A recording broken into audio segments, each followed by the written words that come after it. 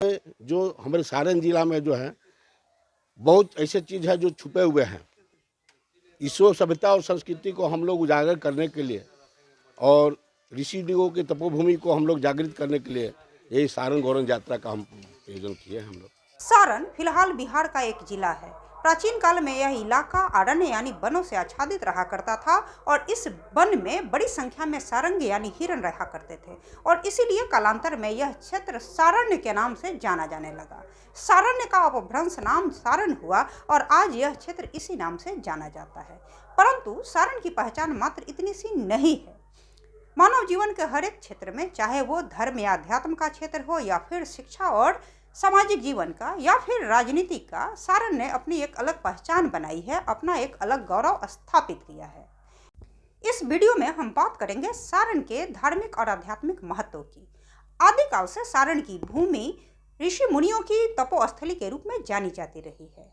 सारण की धरती ज्ञान की धरती रही है, यह न्याय की धरती रही है, यह धर्म के लिए बलिदान की धरती रही है, यह आस्था और विश्वास की धरती रही है। वैसे तो सारण के कण कण में धर्म एवं अध्यात्म की खुशबू है, परंतु माझी से लेकर सोनपुर तक का क्षेत्र, जो कि गंडक, गंगा और सरयू नदी के तट पर स्थित है, इस क्षेत्र का अपना एक अलग धार्मिक और आध्यात्मिक महत्व है। अगर हम माझी से पूरब की ओर चलना शुरू करें तो पहला धार्मिक क्षेत्र सिमरिया मिलता है। सिमरिया श्रृंगी ऋषि के लिए जाना जाता है। ऐसी मान्यता है कि श्रृंगी ऋषि ने यहीं आश्रम स्थापित करके तप किया था। सिमरिया से आगे पूरब की ओर जाने पर गौतम स्थान मिलता है। गौतम स्थान गौतम ऋषि के लिए जाना जाता है। ऐसी मान्यता रही है कि गौतम ऋषि ने यहीं आश्रम स्थापित करके तप और साधना की थी। यह क्षेत्र अहिल्या के लिए भी जाना जाता है। अहिल्या ऋषि गौतम की पत्नी थी। ऋषि गौतम ने उन्हें शाप दे दिया था, जिसके कारण वह शिला के रूप में तब्दील हो गई थी। त्रेता युग में जब श्री राम इस स्थल पर पहुंचे तो उनके चरणों के स्पर्श से अहिल्या शाप मुक्त हुई और फिर से स्त्री के रूप को प्राप्त कर सकी। इसी स्थल पर महर्षि गौतम ने न्याय शास्त्र की रचना की थी और इसलिए सारण की धरती न्याय की धरती भी कही जाती है। गौतम स्थान से आगे बढ़ने पर छपरा नगर के दहियामा मोहल्ले में दधीची ऋषि का आश्रम है। आज ये आश्रम उमानाथ मंदिर के नाम से भी जाना जाता है। ऐसी मान्यता है जो कि ऋषि दधीची ने इसी स्थल पर तप किया था, यहीं उनका आश्रम स्थापित हुआ था।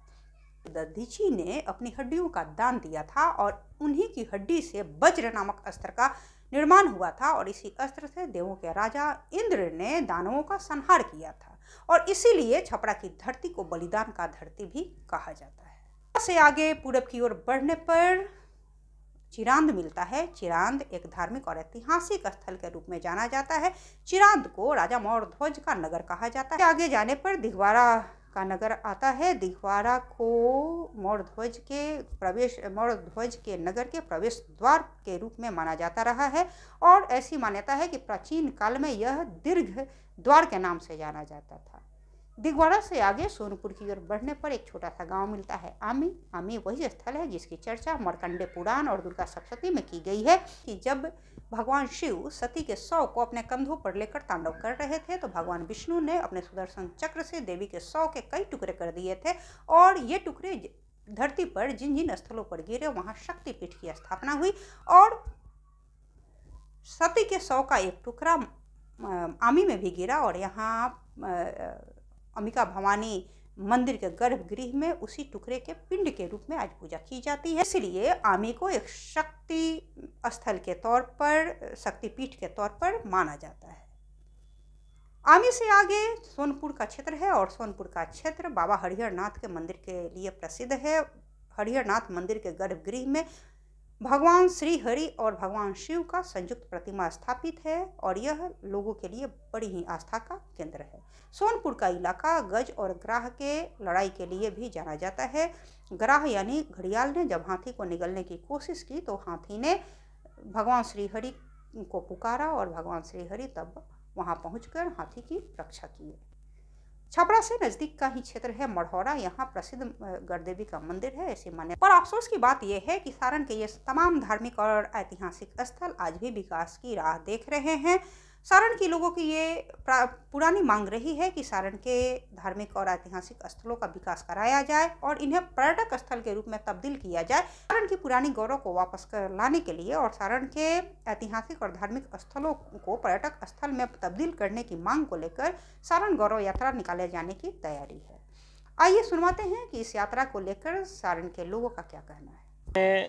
सारण का अपना अलग महत्व है और जो सरजू का किनारा है सोनपुर से लेकर मांझी तक, ये अद्भुत जमीन है जहाँ उर्वरा शक्ति है, आध्यात्मिक ढंग से भी, राजनीतिक दृष्टिकोण से भी, सामाजिक दृष्टिकोण से भी। और इसका उत्थान हमारे 70 वर्ष के से ज़्यादा आज़ादी के समय हो गए और आज़ादी के बाद भी इन जगहों के उत्थान के लिए कोई कारगर कदम नहीं उठाए गए, खास करके प्रशासन और सरकार की तरफ से। तो जब सरकार और प्रशासन फेल हो जाते हैं तो जनता अपने हाथ में लेती है। संसार संकट में होता है तो यह जमीन वहाँ मदद के लिए पहुँचती है। आज यह जमीन संकट में है तो इसके लिए हम लोग दधीची जी के आश्रम में आए हैं। बच्चों को, आने वाली पीढ़ी को क्या हम देंगे, इसके लिए यह बैठक हुई। यानी हम अपने आने वाली पीढ़ी को सारण की गौरव से अवगत करा सकें, इसके लिए ये तमाम लोग, तमाम धार्मिक और सांस्कृतिक संगठन से जुड़े हुए लोग आज यहाँ सारण गौरव यात्रा की तैयारी कर रहे हैं ताकि सरकार का ध्यान इस ओर आकृष्ट करा सके।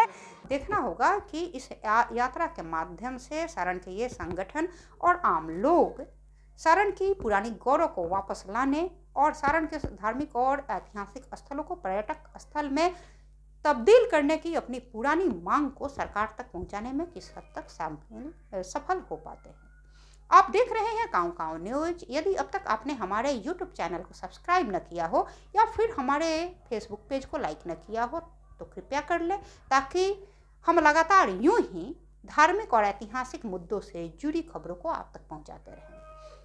फिर हाजिर होते हैं एक नई खबर के साथ, तब तक के लिए हमें दे इजाजत। नमस्कार।